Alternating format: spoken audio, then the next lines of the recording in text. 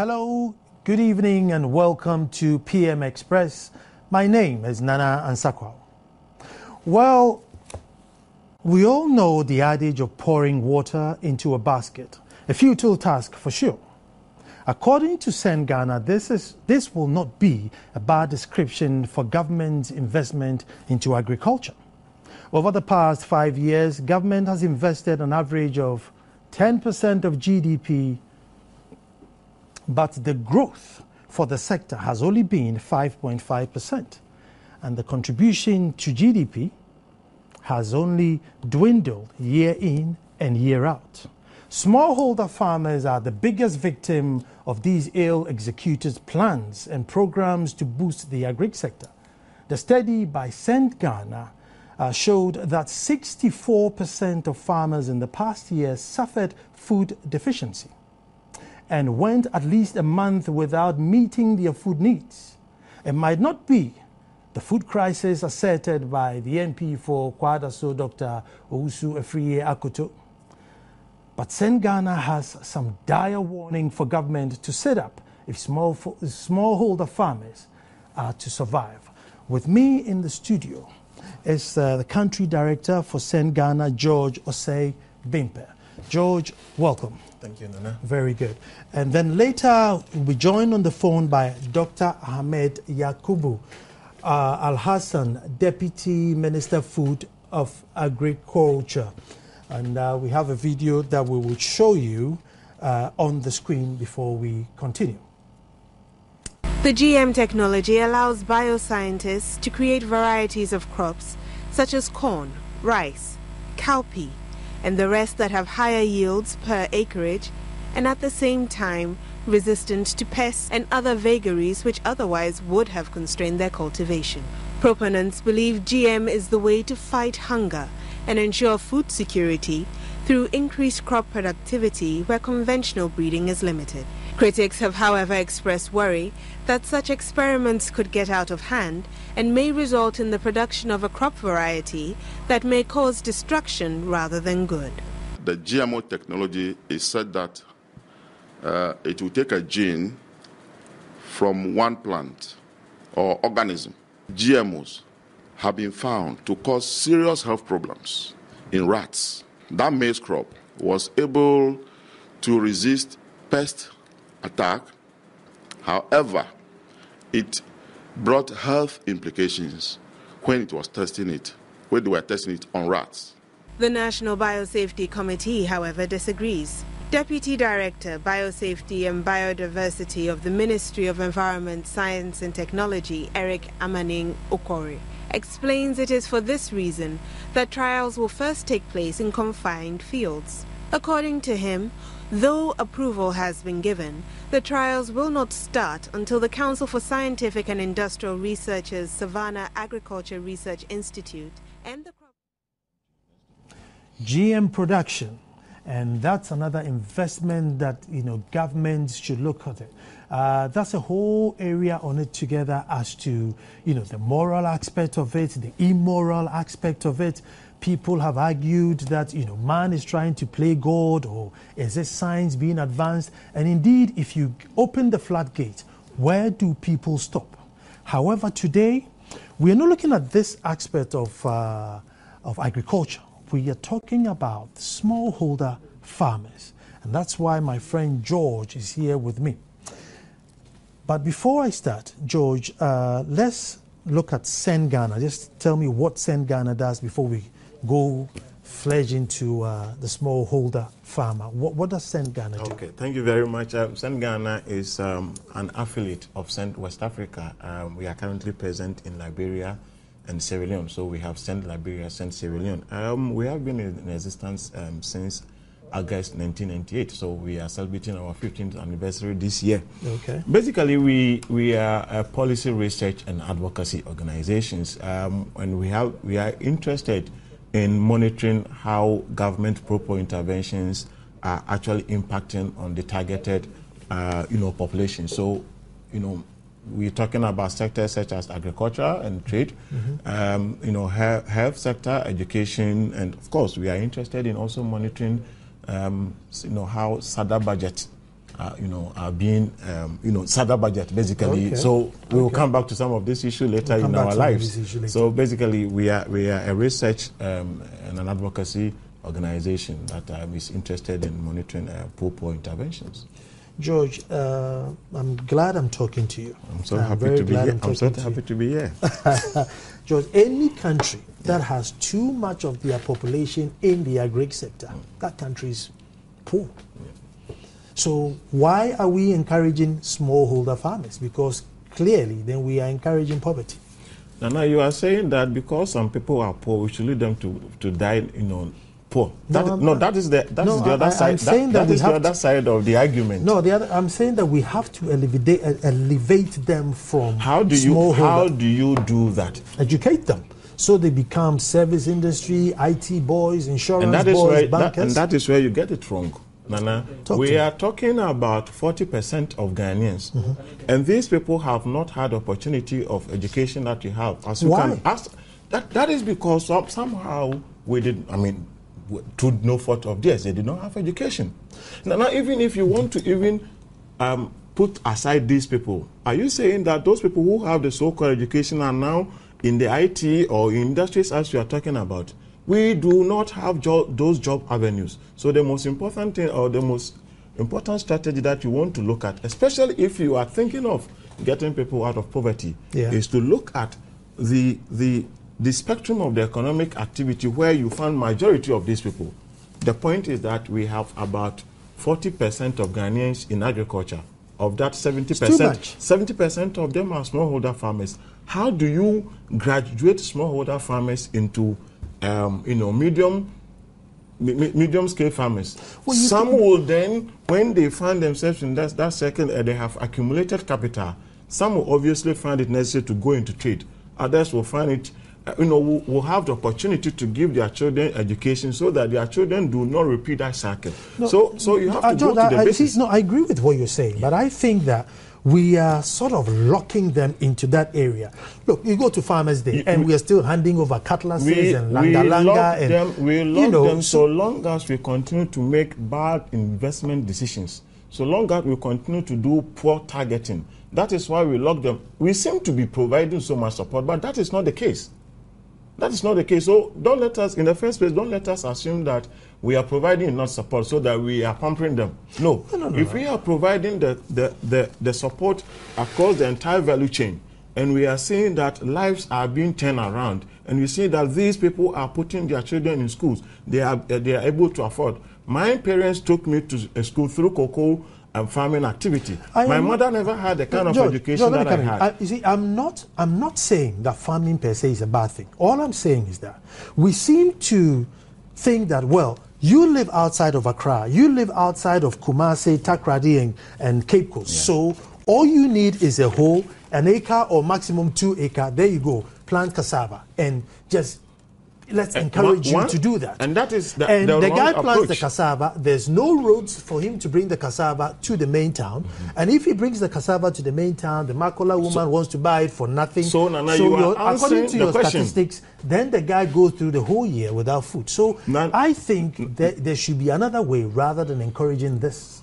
Nana, you see that you have answered the question for me, because we seem not to have the complement, the full complement of the services that farmers need in this country, so as to graduate them. Because if you are only interested in addressing production side, without addressing processing, without addressing marketing, that is where we seem to have problem. I'm afraid to say that at the moment, all our interventions are geared towards production. Without, for example, even looking at nutrition education, so that it surprises you that we are recording such huge number of people who suffer some food deficiency at some point in the year. And that is because, for example, in a season, they make so much. Where do they store it? What is the link between market and the point of production? George, and this is where we have gone wrong. Let me make my argument this way. Yeah. When the colonial masters were leaving, literally, when Kwame Nkrumah fought and he was being handed over Ghana, that the African can rule his own and blah blah blah, all those big talk. Yeah. And I need to find that note, and I've read it, where the guy who was in charge of agriculture wrote that The Ghanaian was farming with a hoe and a cutlass, and it was not enough to feed them. And very soon the population will grow and they will starve. And this was in 1957. I'm checking my date here, and we are in 2013 still saying that, yes, carry on, go on, use your hoe and cutlass and try and weed yourself out of, out of poverty. Yeah. So Nana, in the first place, at least from the point of view of our research, that's not what we... It's been 50 years. That is not what we are saying. What we are saying is that we have to make the right investment decision, because if somebody has to stop the usage of cutlass, hoe, as we talk about, somebody has to make that investment decision to make sure that that person is provided with fertilizer, tractor services. We are not saying that that person should be bought a tractor, but we should find a way. And the government's idea of providing mechanization centers and so on, and tractor on high purchase is a good idea, but to what extent are we making investment in that?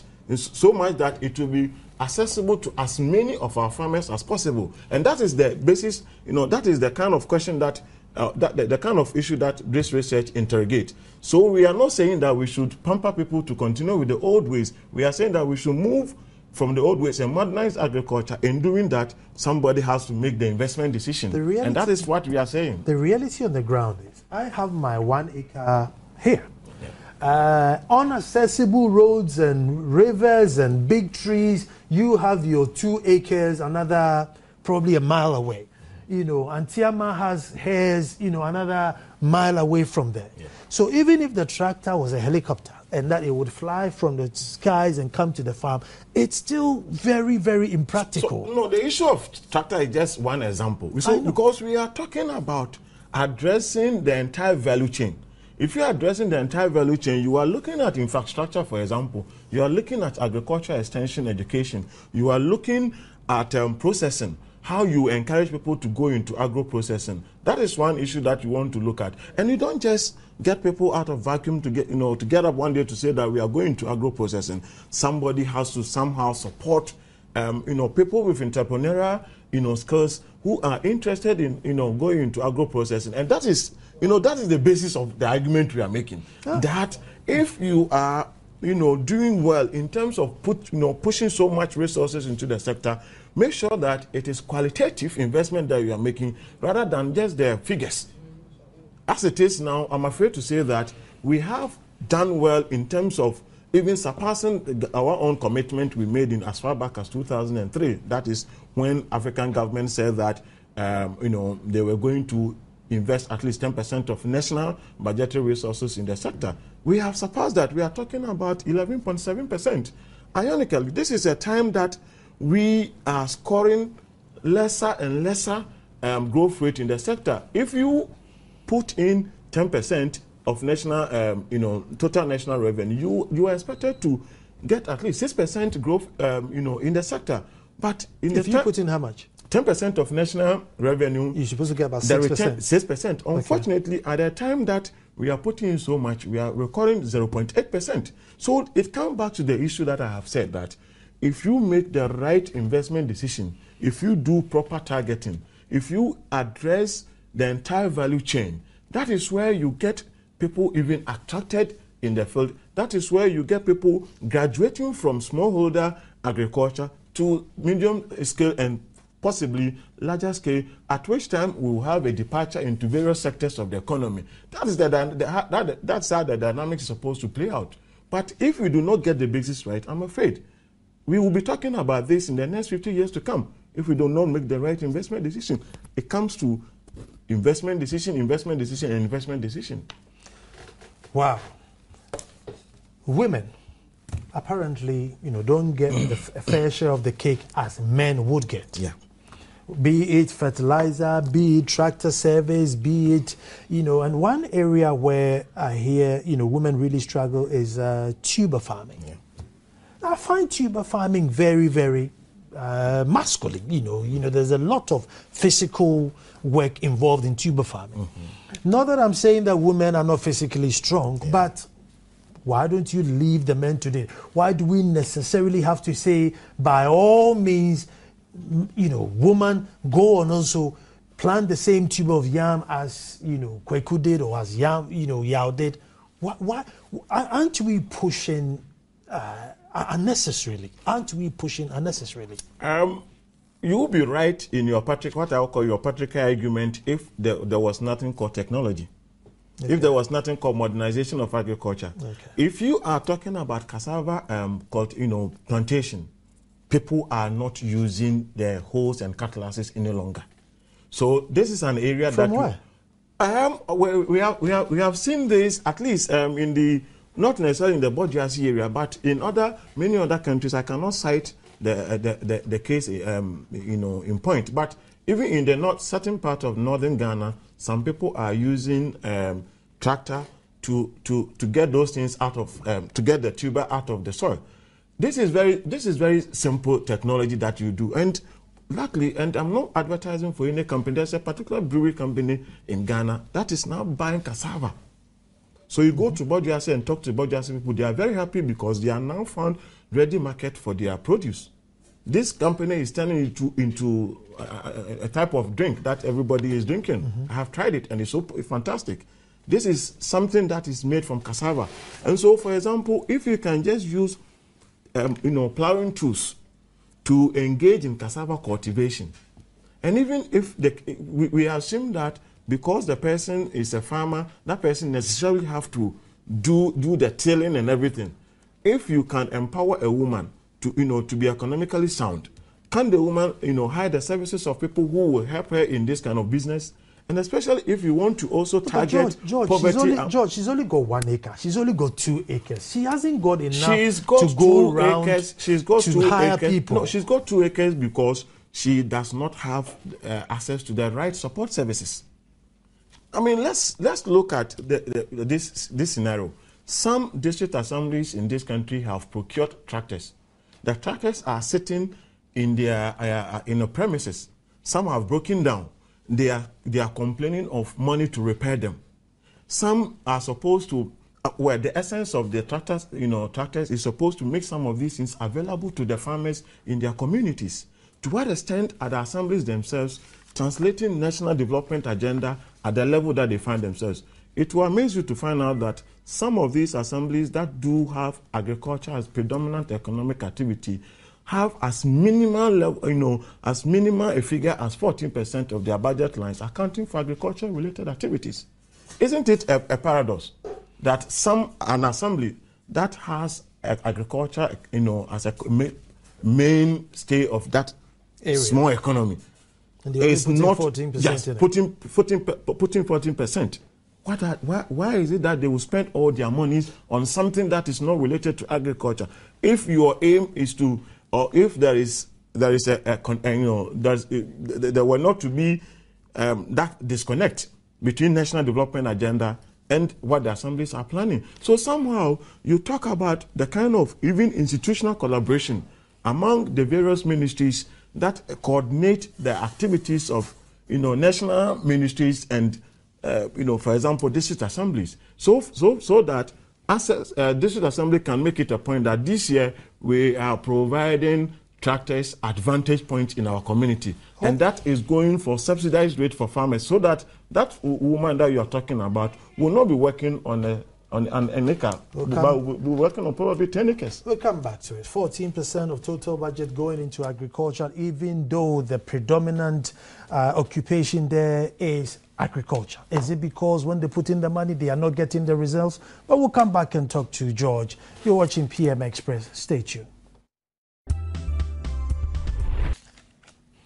Hello, welcome back to PM Express. George was just mentioning that, there's a district that puts in 14% of its total budget into agriculture, even though predominantly the activity within the area is agriculture. It tells you how much incentive, or it tells you how much interest they have towards the sector. But then that brings me to the larger thing which George mentioned earlier. That's the Maputo Convention, Maputo Declaration, said that we should put in about 10% by 2010. Yes. And now we're doing about 11.7. However, the returns are 0.8.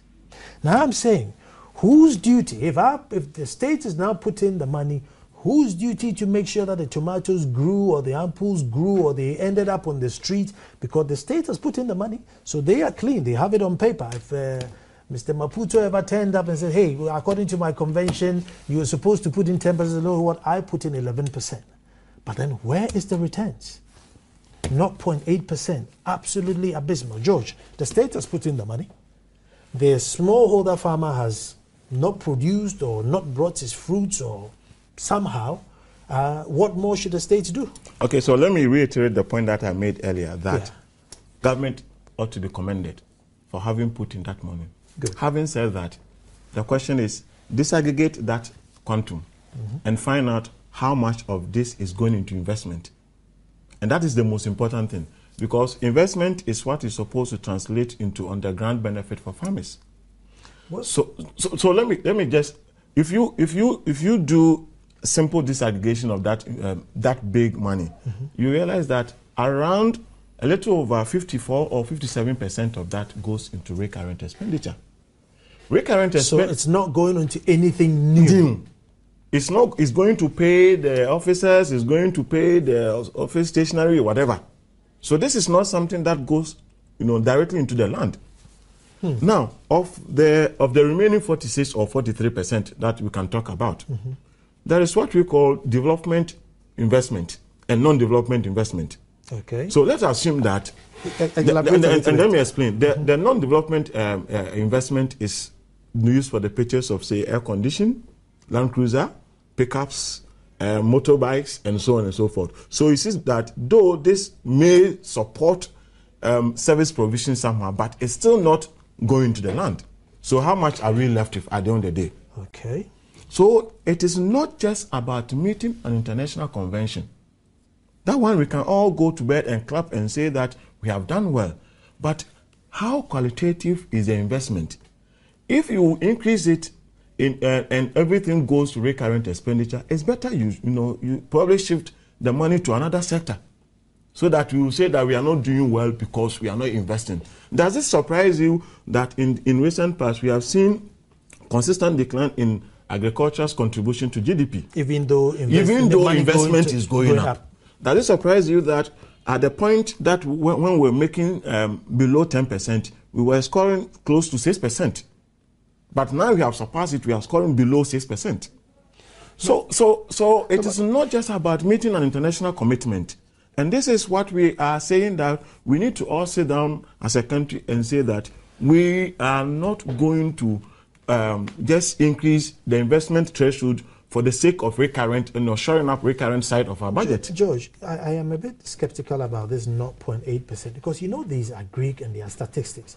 Oh, we calculated the oil and then we calculated this and then we took the cocoa out and then we put the palm oil in.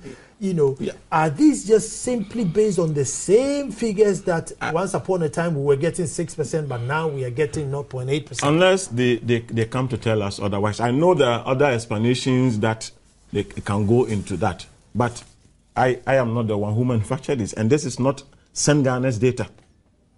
Wow. Yeah, this is not Ghana's data. So unless someone else has an alternative, we are not. And we can check, even from the recent budget that was read in Parliament, this was the same figure that was used. So if we have an alternative figure, that is fine, because we cannot impose standard on government. It is government's own standard that we use to measure government's performance.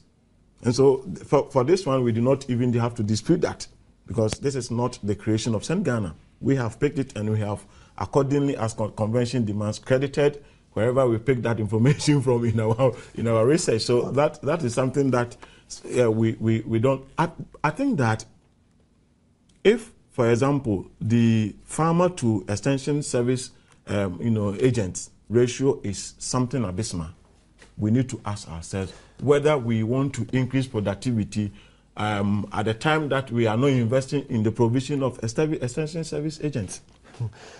This is one question that I really would have loved to put to Dr. Ahmed Yakubu Al-Hassan, Deputy Minister for food and agriculture. His phone is we're not getting through to him on phone, but we're still trying, and as soon as we get to him, I want to find out. And the question that I want to put him, even though he's not here, I'll put you, because if we were at 6% and then we are down to 0.8, how soon? Well, not exactly 6%. I mean, we got to 5.3 2010.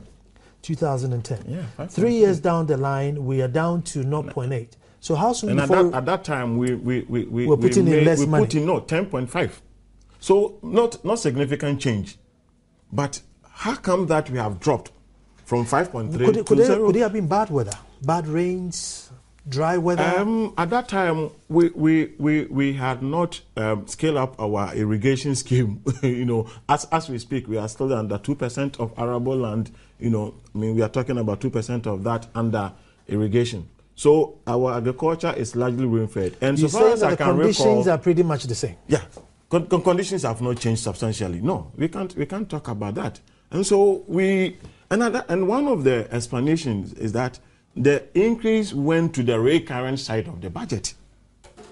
And if we, like I have explained, that the recurrent side of the budget does not translate necessarily into on-the-ground benefit for farmers. And if you have, targeting issues, especially when, let's also put on record that what we saw in our study was that those beneficiaries of government, programs, i.e., the Root and Tuber program, the Northern Rural Growth Program, and the Youth in Agriculture Program, have some substantial access to support services, which means that they were better off than those that were not on that. George, we'll come back to it. But what I want to find out is that, so you are saying that in another 3 years, at this rate, in another 3 years, we will run out of food? No, that's not. We do not have any projection on that. So let's go to we will not be able to. Food security. Yeah. How severe it is right now, or in the... Nana, we talked to 750 people across the sampled areas. What is coming out is that 64% of them are telling us that at least at some point in time they do not have the full nutritional needs. They do not meet their full nutritional requirement, i.e., they suffer 1 to 2 months in terms of food deficiency. So there is a problem, and it's not the case that they don't get enough. Many of them reported that they do get enough yield. However, everything goes because there's glut. So where do you store it? But if there was even a marketing mechanism to ensure that they get, they receive value for money in terms of their productivity, the farm gate prices are good. They can save, they can accumulate capital. That is where we can take people out of that bucket of smallholder farmers. Some can find trading. Some can find some other things to do. Are you suggesting we go to the food distribution days? Not necessarily. But you see, the idea about the buffer stock company was a good idea.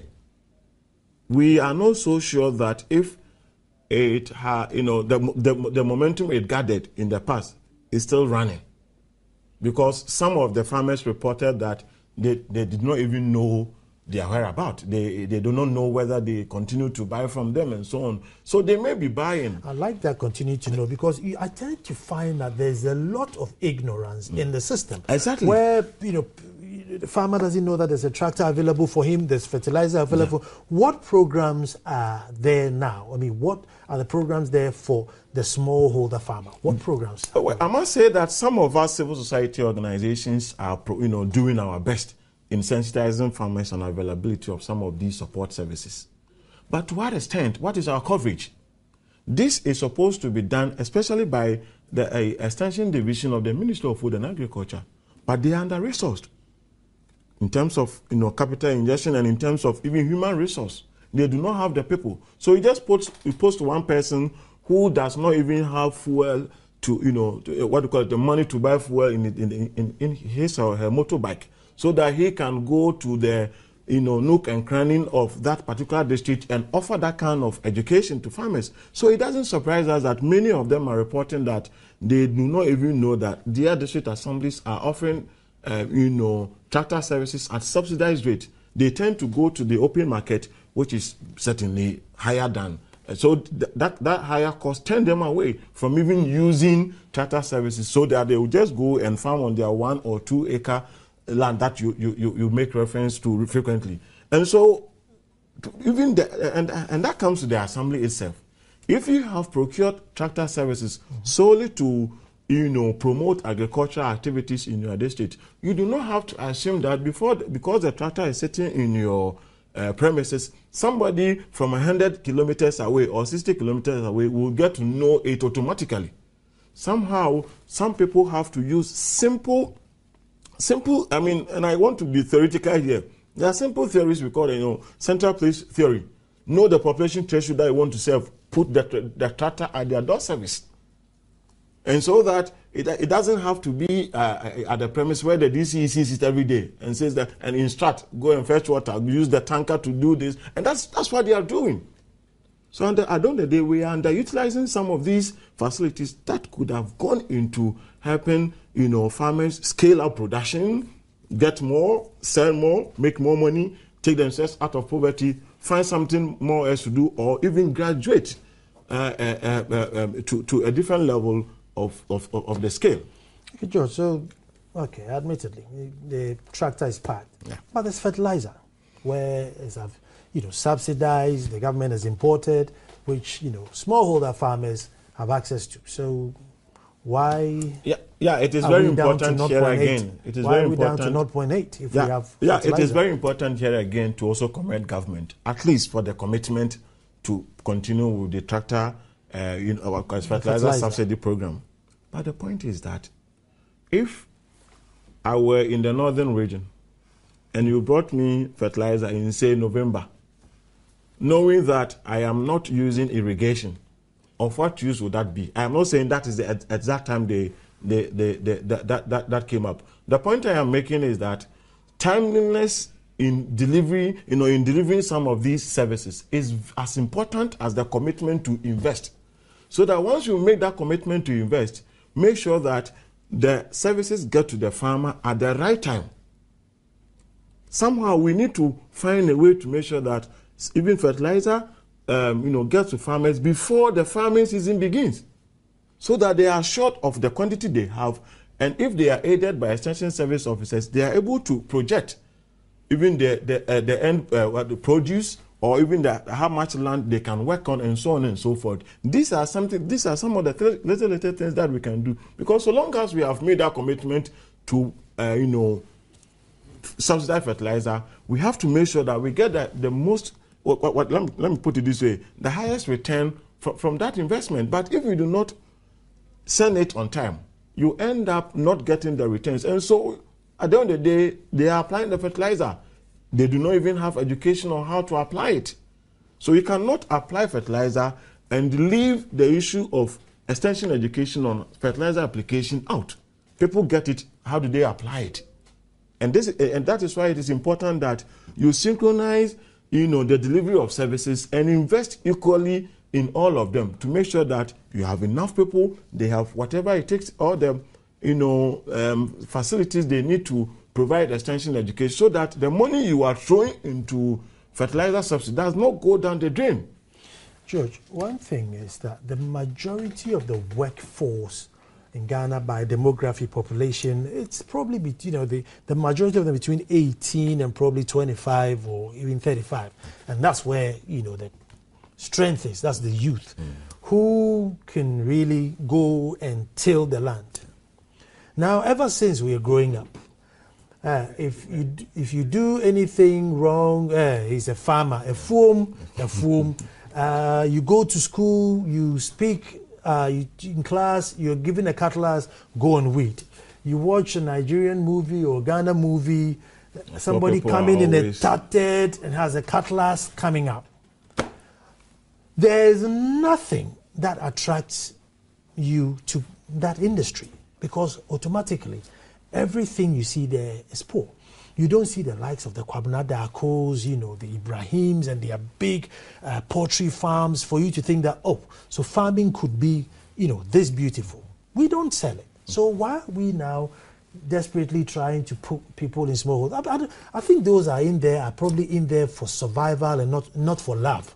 They're not there because they actually love it. They're probably in there because I have to survive. We haven't glorified the industry. I wish that a farmer had made, you were a farmer to make this kind of point. Because the farmers themselves see dignity in their type of labor. No, I don't want to use dignity. I'm just saying that it is not attractive. Yeah, it is not attractive, but I'll come back to that. Not to the farmer, but to the youth. Yeah, good.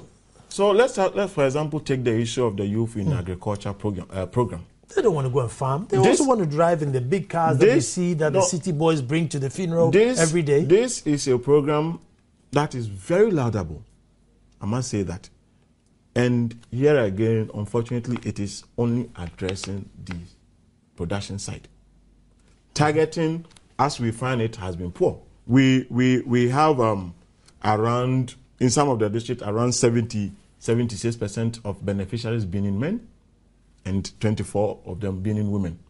Okay, we will need to interrogate that further. But the problem with it is that it goes on to say that anybody who feels like assessing that kind of program can just do that. So that we were recording people as old as 65 years, calling themselves or classifying themselves as people who belong to the youth category. 65.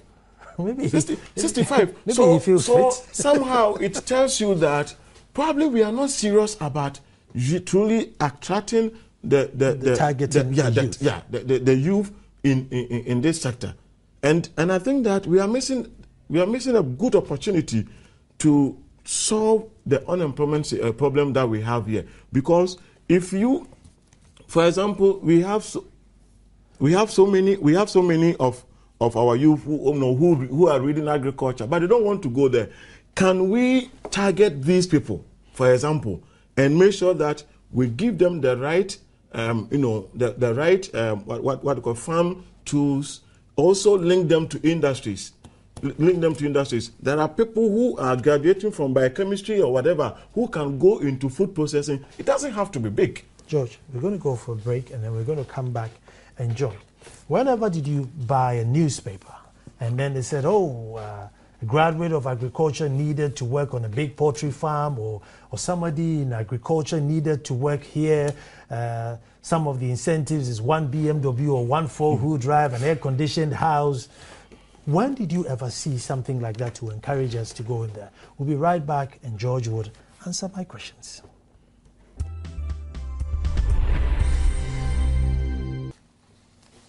Welcome back to PM Express. Now, some comments on Facebook. Mohammed Mukadas says, the agricultural sector of the country should be well equipped with sophisticated machinery and professionals. And then I have Bonti Benjamin.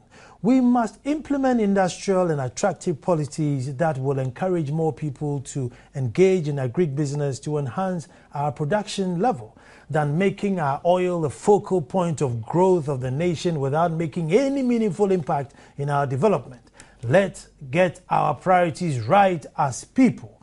And then I have Emmanuel Asankinaba. I think policymakers and implementers have challenges making smallholder farmers self-supporting.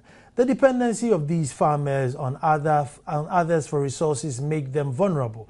They borrow at a cutthroat interest and are largely dependent on unpredictable rainfall patterns. Programs must eventually benefit the farmer, not the unscrupulous businessman and politician. And the show goes on. But before, let me remind you that Blue Rose Limited, a leading real estate developer in Africa with affordable housing, presents to you Shelter for All. With as low as 50,000 Ghana cedis, you can get a 2-bedroom house from Blue Rose Limited.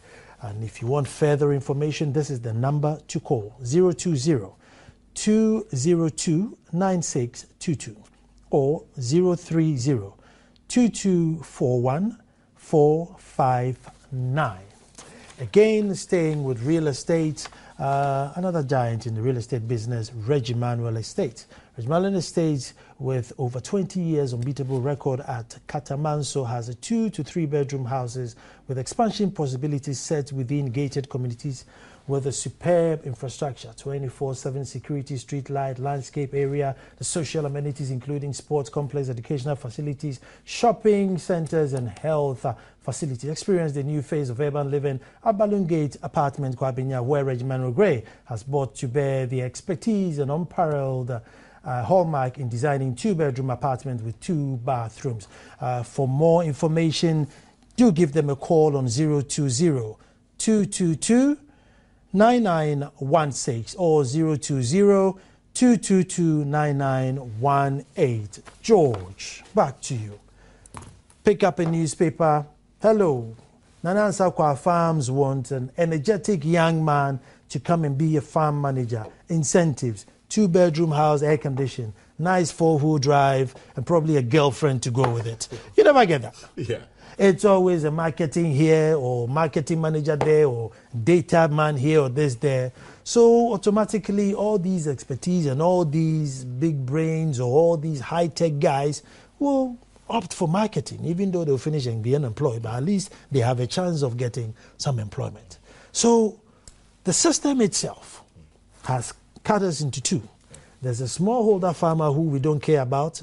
We just put in money there, which a bigger chunk of it goes into 4-wheel drives and air conditioners and luxuries. And then there's the other half that don't see any incentive of going into farming. Yeah. So where do we go? I mean, with the employment-wise, there's never work in the farming industry or agri industry. Yeah. Well, thank you very much. When you talk to policymakers, they will tell you that farming is business. Mm-hmm. And I agree totally with that. Sure. But it is not just saying that farming is business and leaving it to grow on its own. It doesn't happen that way. Even the big businesses that we find today have come from some point, and at some point in their lives, somebody has made some decision in a way that created, an enabling environment for that business to thrive. So if we see agri as a business, then let us create the same business environment for agri to, thrive. You see that policies of agriculture, there's a disconnect between policies of agriculture and even industry. Why do we always talk about the need to industrialize, and we are not talking about starting with agro-processing? Can you imagine that? And I always buy it, plantain chips. Mm-hmm. And since I started buying it in traffic, it has always been the same. Somebody sits in his or her room and, just peels it and fries it and put it in that thing and just scrape it. But somehow, somebody has to make some decision to even invest in R&D. R&D in a way that will create, will develop these plantain chips that we can, that can meet the standard elsewhere. And we'll talk about phytosanitary, conditions that, the European Union has. We can do that to meet that kind of market so that we create a lot of demand for plantain. Once people are assured that their plantain is in high demand, people will go there and do it.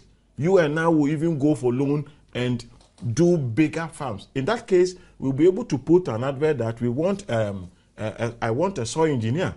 I want an extension officer. I want a crop, whatever they call it, a crop, agronomist. I want that because I'll be able to pay that person probably bigger than a bank can pay.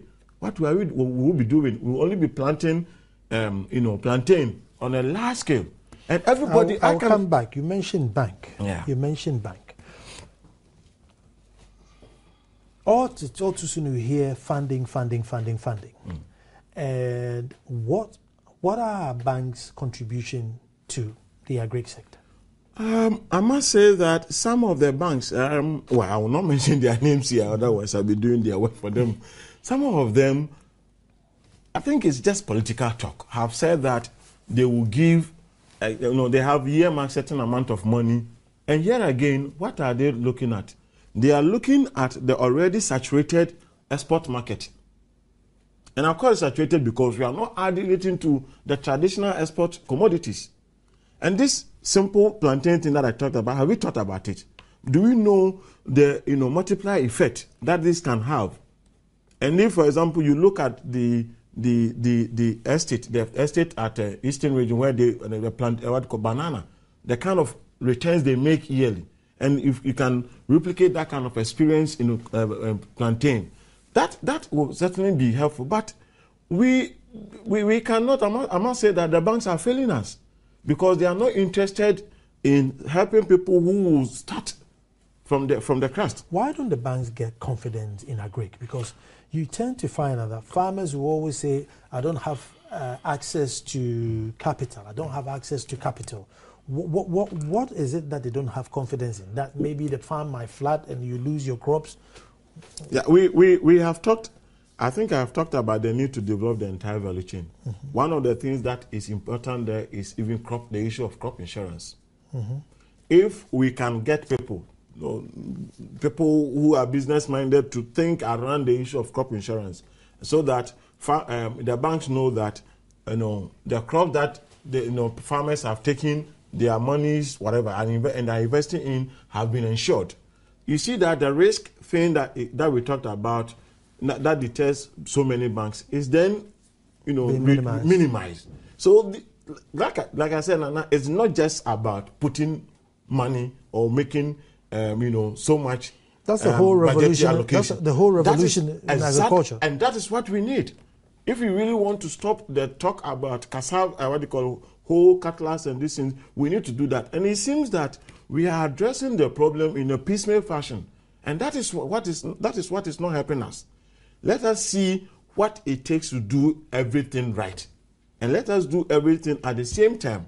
Don't touch the head and leave the tail, only to go and see that the tail has even outgrown, the head in terms of size. And it seems that this kind of approach is not going to help us. And certainly, I would go for a situation where we address the entire value chain. The entire value chain meaning issue of finance, insurance, processing. How do we also fashion out an industrial policy that will encourage people, open people's mind's eye to see that there is sense in investing in agro-processing. Give them tax holidays instead of giving it to mining companies that are destroying our arable lands, instead of giving it to so-called galamsey operators that are destroying our water bodies. What have we done about agriculture that can employ all these boys who are going into galamsey because they no longer find agriculture attractive? You cannot just talk about youth in agriculture without addressing the other issues that I have already talked about, because some of the youth are frustrated. They have gone there, they have been supported, they have had access to fertilizer, they are getting high yields. Unfortunately, they are not getting good prices for their produce, so work done, zero. Wow. George, how can we make sure that this is just not a rhetoric and we can have a call to action, that we can move and at least see this wheel grinding? Because if you talk to anybody, they're going to say, yep, I put in the money. Yeah. How can we make sure that this wheel is grinding, that we don't put out, 0.8% return after putting in, 11% of total revenue? I think that what we are asking for is a revolution in the agriculture industry. That is one thing that we want to make clear. And the fact that you have given us this opportunity to be on this platform, to begin the discussion, to begin the talking, is also one. And from our side, we have taken upon ourselves, to follow through. And this is, for example, the second time we are doing this in 3 years. So we will consistently monitor how government is doing it. And of course, we have a very, proactive minister, I must admit. And so we are hoping that in the not too distant future, we can begin to see how we can do things differently from the way we have been doing things in the past. That is the only way out. Otherwise, we better stop talking about reducing unemployment rate. And that is going to be a big problem. George, thank you very much. Guys, you've been watching PM Express. Now, we live in a tropical country. We are blessed with sunshine, probably, 12 months in a year. We're blessed with rains. But then we can't just depend on the rain. There's so many waters around us that we have to go into irrigation. Now, many years ago, when Lee Kuan Yew visited Kwame Nkrumah, he was introduced to a professor, and he asked the professor, "What do you do?" And he says, "I was a professor in linguistics." He nearly fell off his chair thinking, you have all these greens around you and you travel to abroad to learn linguistics? Well, what are you doing with the potential? Now, 50 years over down the line, we cannot still make the same mistake. George has mentioned agro-processing. Simple things like canning tomatoes, juicing fruits. How many times do we drive by, see a pile of mangoes, a pile of tomatoes, or oranges just rotting by the side of the road? The call of action is now. My name is Nana Ansakwa, and I want to say thank you to George for coming to have this wonderful discussion. And I'm sure tomorrow we'll be up again with an intriguing conversation. Thank you for watching.